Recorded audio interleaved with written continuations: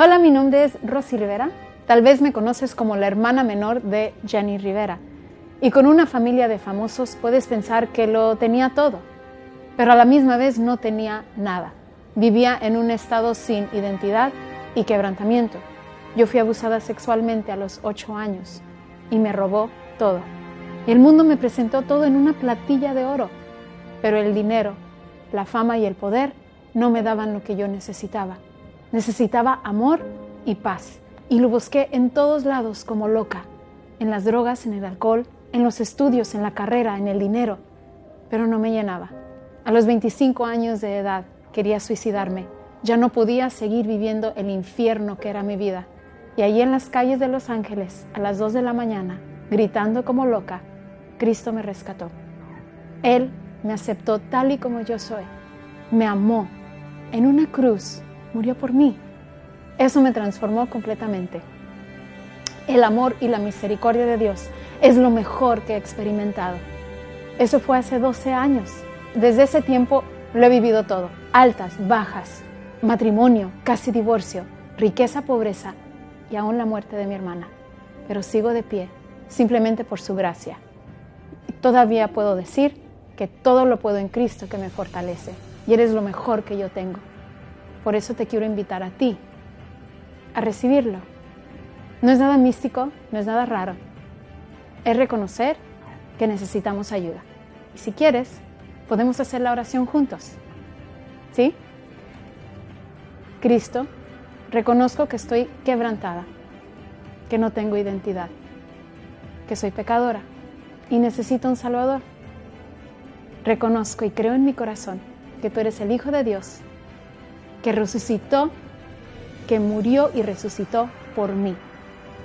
Te pido a que entres a mi corazón, que entres a mi vida y que me ayudes a vivir una vida digna de ti. En el nombre poderoso de Jesús, amén. Yo sé, parece fácil, ¿right? Porque todo en esta vida te ha costado. Pero Cristo ya pagó el precio por ti. Si hiciste esa oración, eres parte de mi familia. Bienvenido y que Dios te bendiga.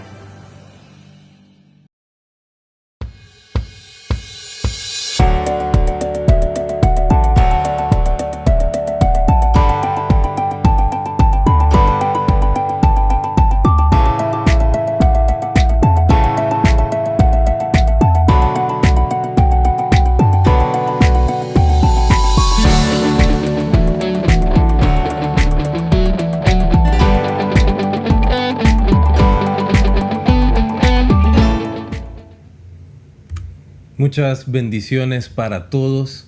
Sean bienvenidos a Iglesia en Casa de Congregación Cristiana Plenitud. Nuestro tema sobre el cual vamos a reflexionar el día de hoy se titula Y la paz de Dios. Y de inmediato le pido que me acompañe en la lectura. Lo vamos a hacer, vamos a estar leyendo en la epístola del apóstol Pablo a los Filipenses. Comenzamos nuestras lecturas en esta transmisión de Iglesia en Casa en el capítulo 4, versículo 7. Busque en su Biblia la carta a los Filipenses, el capítulo 4, verso 7. Nos dice la palabra del Señor en Filipenses 4, 7. Y la paz de Dios, que sobrepasa todo entendimiento, guardará vuestros corazones y vuestros pensamientos en Cristo Jesús. Creo que se puede asegurar que este versículo es posiblemente uno de los versículos más reconocidos en el ámbito cristiano. En medio de la iglesia de Cristo, en la familia del Señor, yo estoy seguro que este es uno de los versículos más reconocidos que hay. Lo hemos escuchado, lo hemos repetido para nosotros mismos en algún momento de angustia y dificultad. Y también es conocido que Pablo escribía estas líneas, esta carta que él dirigió a los filipenses mientras se encontraba él mismo sufriendo en prisión. Sin embargo, el apóstol nos está hablando de la paz de Dios. Esta es la paz a la cual Pablo se refiere en la carta a los Filipenses, capítulo 4, versículo 7. Es una paz que va más allá de todo entendimiento. Esto es más allá de nuestras capacidades para comprenderla. Ninguno de nosotros tiene el poder intelectual, la madurez espiritual, la revelación, si se quiere, para comprender plenamente la paz de Dios. Por lo tanto, tenemos que entender que la paz de Dios no es algo que tenemos que buscar comprender, sino que es algo que debemos buscar experimentar. Esta paz no solamente sobrepasa el entendimiento del hombre mundano, del hombre sin Dios, de aquellas personas que no han tenido todavía un encuentro con Jesucristo, sino que sobrepasa todo entendimiento. Aún el hombre y la mujer de Dios, el hombre y la mujer cuya vida está entregada a Cristo Jesús, es incapaz de comprender plenamente cómo es la paz de Dios. Pero ¿qué hace esa paz en nuestra vida? ¿Qué provoca la paz de Dios en nuestra vida? ¿Qué es lo que nosotros experimentamos? Decíamos que debemos experimentarla. ¿Qué es lo que experimentamos o lo que vamos a experimentar cuando llegue a nosotros la paz de Dios? Ella guardará, nos dice el texto, vuestros corazones y vuestros pensamientos en Cristo Jesús. La palabra guardará nos habla de una acción militar, tiene su origen en el ámbito militar. Es algo que la paz de Dios hace por nosotros. Es una paz que guarda nuestra mente y nuestro corazón, mantiene seguros nuestra mente y nuestro corazón, como si se encuentra en un fuerte, en una fortaleza, o como si se encuentra en un castillo, o como si pusiéramos nuestra mente y nuestro corazón adentro de la bóveda del banco más seguro del mundo, y aún más seguro que eso. Así es la paz de Dios que guarda nuestra mente y nuestros pensamientos, nuestro corazón y nuestros pensamientos. Y cómo quisiéramos todos tener esa paz. Pero ¿por qué no tenemos paz? ¿Por qué no alcanzamos vivir o experimentar la paz de Dios que sobrepasa todo entendimiento? Debemos notar algo, debemos poner atención. No tenemos paz por al menos dos barreras. En primer lugar, muchos hijos de Dios, muchos cristianos no entienden qué es la verdadera paz. Su concepto de paz se reduce a una situación pacífica y es un concepto similar al que podría tener cualquier persona allá afuera en el mundo. ¿Qué es la paz?, preguntaría usted en la calle, y seguramente le dirían, bueno, un momento en el que no hay guerra, no hay conflictos, no hay situaciones que son adversas para el ser humano. Es la ausencia de conflictos. En segundo lugar, la mayoría no entiende que la única paz verdadera que hay para el hombre, que no tiene que ver con la ausencia de conflictos, la única paz que satisface plenamente y que es duradera en el corazón del hombre, es la paz que viene del Señor. Si no entendemos estas dos cosas, será imposible que nosotros podamos experimentar la paz de Dios que sobrepasa todo entendimiento. Y usted se estará preguntando, bueno, pero ¿cómo podemos obtener la paz de Dios? ¿Cómo podemos llegar ahí? Ponga atención a lo que dice el versículo y no pasemos por alto la primera palabra de este verso. Nos dice y la paz de Dios. La promesa en Filipenses 4:7 está vinculada, por lo tanto, porque nos dice y la paz de Dios, como consecuencia de lo anterior, la paz de Dios. La paz de Dios, entonces, esta promesa de la paz de Dios que sobrepasa todo entendimiento, está vinculada a los versos 4 al 6 del capítulo 4 de la carta a los Filipenses. Lo que Pablo hace es decirnos que si nosotros cumplimos con lo anterior, si en nuestra vida se encuentra lo que vamos a leer en los versos 4 hasta el 6 de la carta a los Filipenses capítulo 4, vamos a ser guardados en la paz de Dios. Y sobre eso es nuestro estudio en esta ocasión en Iglesia en Casa. Le pido que busque entonces, si tiene su Biblia con usted, vamos a seguir leyendo en el capítulo 4 de la carta a los Filipenses, en el verso 4. Nos dice Filipenses 4:4. Regocijaos en el Señor siempre. Otra vez digo, regocijaos. Debemos notar algo. Generalmente nosotros pensamos que tendremos paz, que vamos a encontrar paz o que nuestro corazón estará lleno de paz cuando se resuelvan nuestros problemas, cuando ya no nos encontremos con las situaciones que nos son adversas, cuando ocurra algo que estamos esperando o cuando nos encontremos con algo que estábamos anhelando. Nos parece entonces que en el siguiente hito, en el siguiente escalón de nuestra vida, vamos a poder encontrar la paz que tanto anhelamos y decimos, no, cuando tenga mi casa, cuando yo me pueda casar, cuando tenga mi carro, cuando termine mi carrera universitaria, cuando pueda estudiar el bachillerato, cuando pueda hacer alguna de estas cosas, o cuando pueda salirme de la casa de mis padres, ahí decimos, en ese momento, cuando ocurra eso, cuando esté en esa situación, es que voy a tener paz. Sin embargo,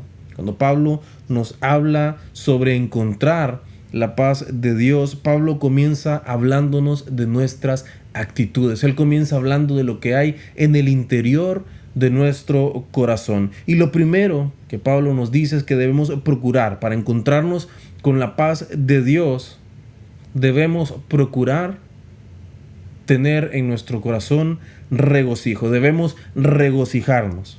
Ahora, se traduce como regocijaos, lo que usted puede leer en su pantalla, se traduce como regocijaos el vocablo griego kairos. Kairos es un verbo que se refiere a la acción de estar contento, de tener buen ánimo a largo plazo, durante un largo tiempo. Y es un verbo que está muy relacionado con la longanimidad que conocemos, que es un fruto del Espíritu. Cuando los hijos de Dios hablamos de estar contentos, de tener buen ánimo, de andar de buen humor, como diríamos coloquialmente, nos referimos a la condición del interior de nuestro corazón. Es una condición en nuestro corazón por la cual nos sentimos satisfechos y tenemos una óptica de fe con respecto al futuro. Así es que nosotros nos regocijamos. Así es que nosotros nos encontramos contentos. Estoy hablando de los hijos de Dios. Estoy hablando de aquellos que nos hemos encontrado con Jesucristo en nuestra vida. El gozo del que nos habla Pablo no está basado, no puede surgir de tener un optimismo natural. No es simplemente que hoy me levanté con el pie derecho, como solemos decir. No tiene que ver con tener una actitud mental positiva, sino tiene que ver con la confianza que nosotros debemos tener al saber que Dios está en gobierno de todo. Por eso es que nosotros podemos regocijarnos. Por eso es que nosotros podemos estar contentos.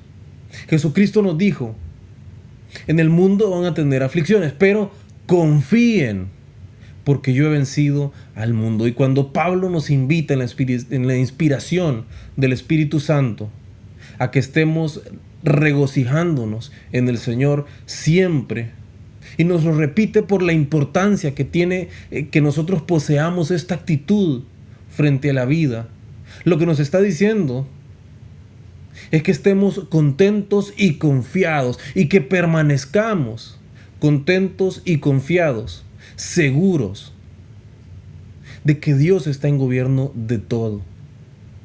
Y nosotros debemos saber, si usted está seguro, hermano, si usted, hermana, está segura que su Dios es un Dios que le ama, como nos enseña la Biblia, y es un Dios que nos procura el bien, como nos enseña también su palabra, usted puede tener buen ánimo, usted puede estar contento a lo largo del tiempo, optimista, no con el optimismo del mundo, sino con el optimismo de la fe, lleno y llena de fe, seguros que el Señor va a hacer algo bueno y que las cosas que no nos parecen buenas, Él las convierte en buenas, las convierte en cosas a favor nuestro.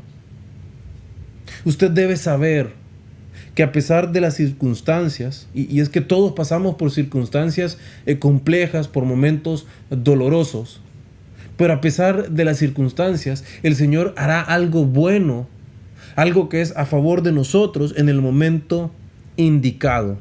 Pablo nos está hablando de tener, mejor dicho, gozo en el Señor, estar contentos en el Señor, que de Él venga nuestra satisfacción, que en Él nos sintamos nosotros plenos.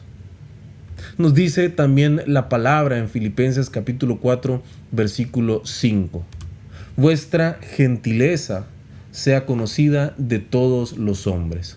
El Señor está cerca. La segunda cosa que debe haber en nosotros para que podamos encontrarnos con la paz de Dios que nos guarda es la gentileza. Ahora Pablo, para hablarnos de esta actitud que debe haber en nuestro corazón, utiliza una palabra griega antigua muy interesante. Es la palabra epieikeia.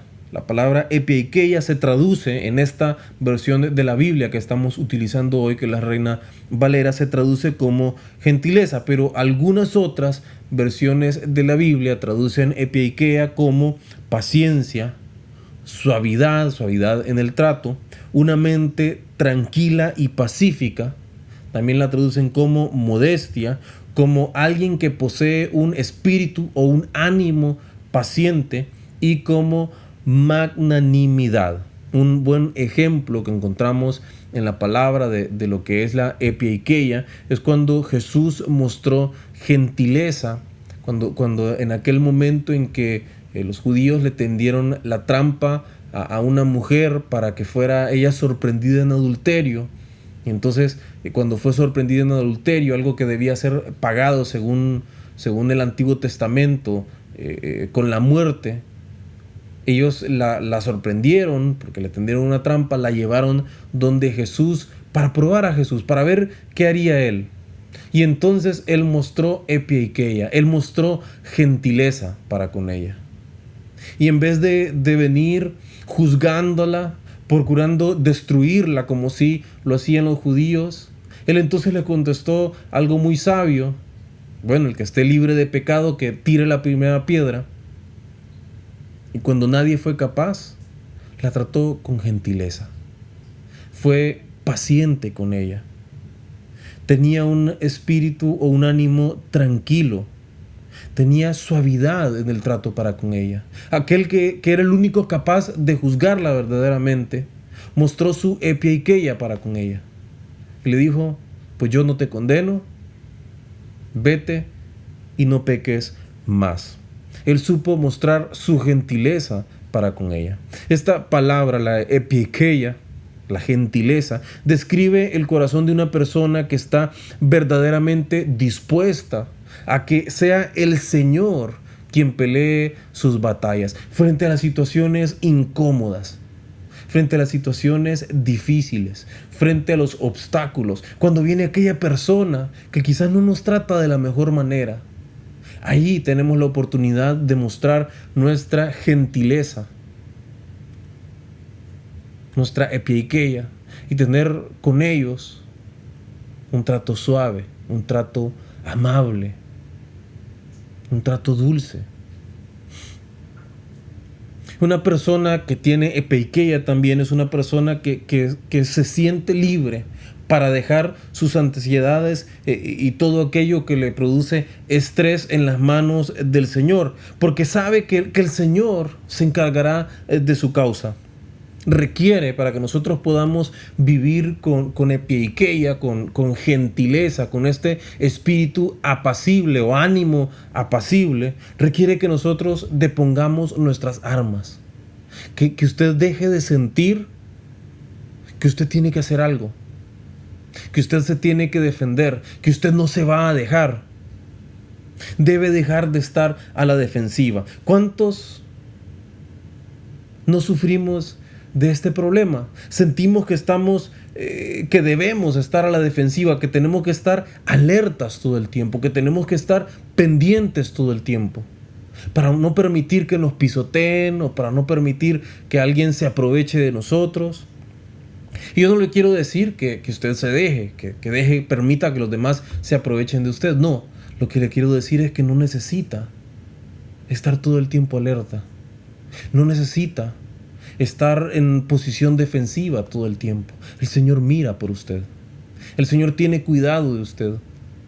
El Señor se ocupa de sus asuntos.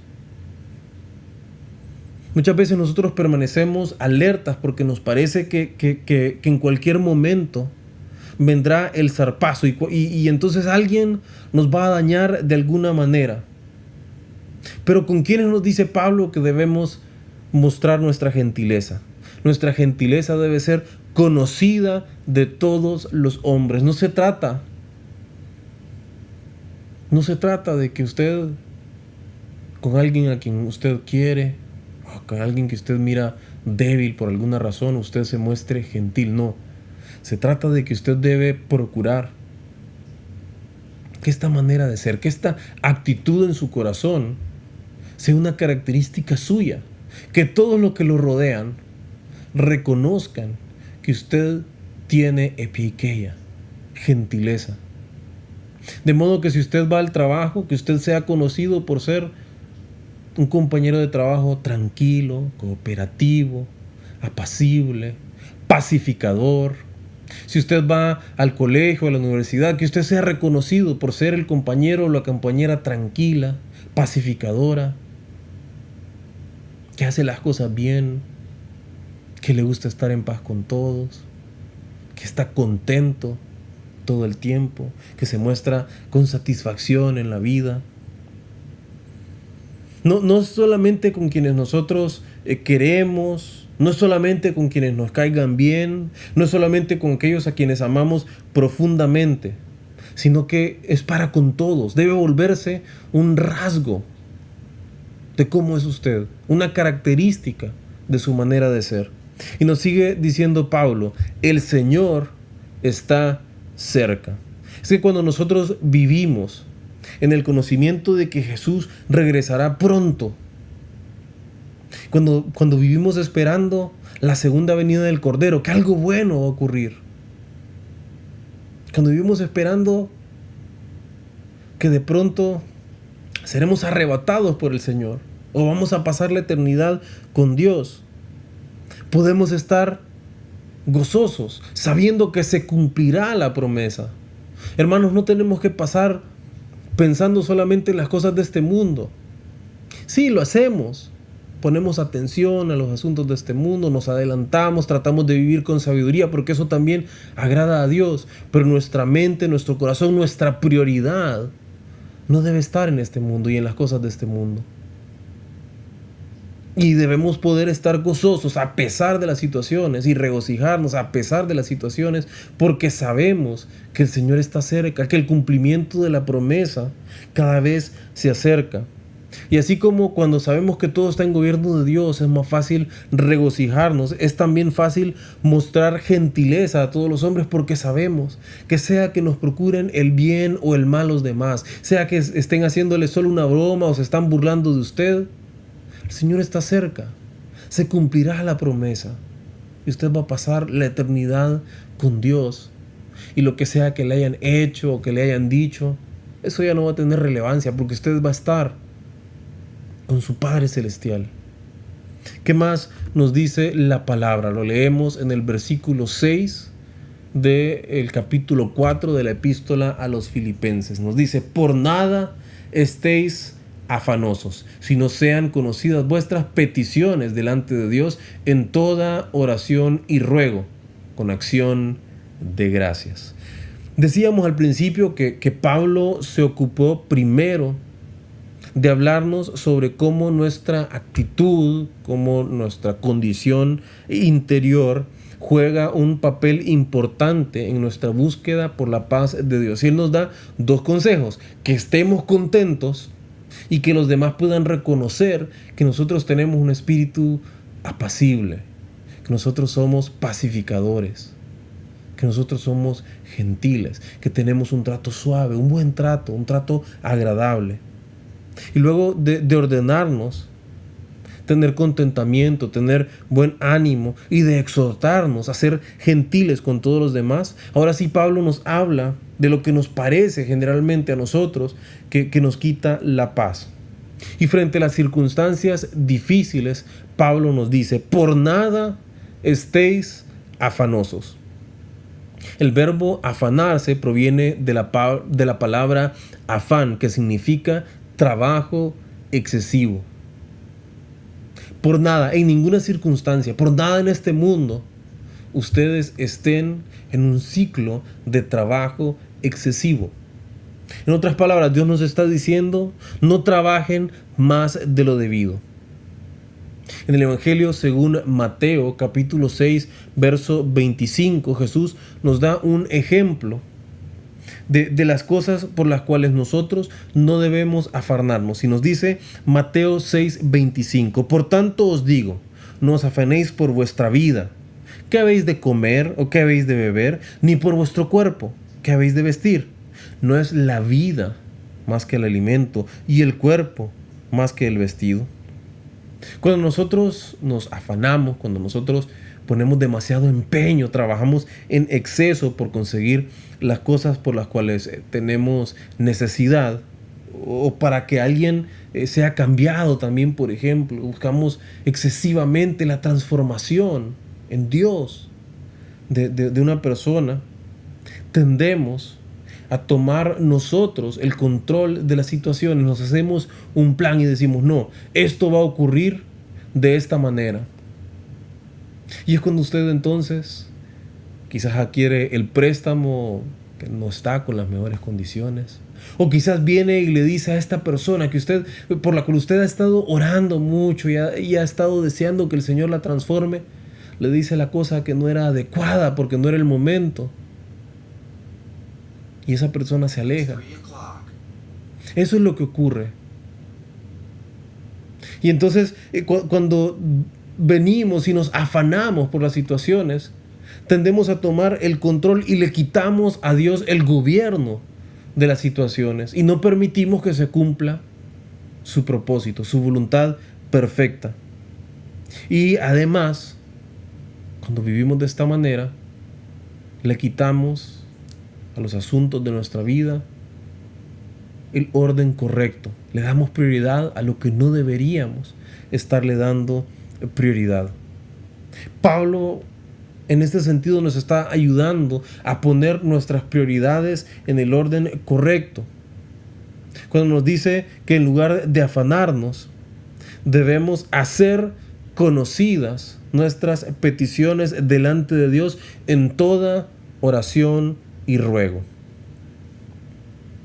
En la primera carta a los Tesalonicenses, capítulo 5, verso 17, el apóstol Pablo dice que debemos orar sin cesar. La orden es: orad sin cesar.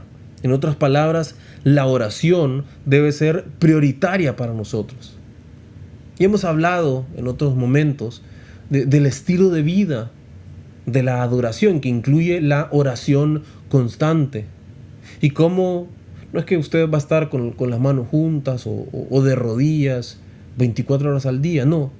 Se trata de vivir para Dios y procurar en todo lo que ocurre estar en contacto con Dios. La palabra nos enseña que el Espíritu Santo reposa en nosotros, está con nosotros constantemente. Somos templo de Dios.